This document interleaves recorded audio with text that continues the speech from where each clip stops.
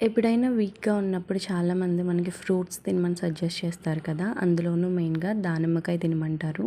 ఎందుకంటే అది blood increase చేయడానికి హెల్ప్ అవుతది కాబట్టి. కానీ ప్రతిసారి దాన్ని తీసి ఒలుచుకొని తినాలంటే కొంచెం లేజీగా అనిపిస్తది. ఎందుకంటే దానికి ఎక్కువ లేయర్స్ ఉంటాయి కాబట్టి.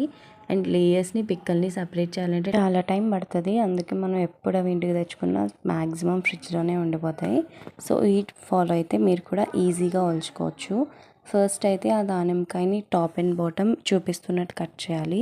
అండ్ దెన్ 2 హాఫ్స్ కింద డివైడ్ చేసి ఒక హాఫ్ తీసుకుని లైట్‌గా క్రష్ చేసి ఇలా కొంచెం వెయిట్ ఉన్న గరిటె తీసుకొని దాని పైన అలా కొడుతూ ఉండాలి.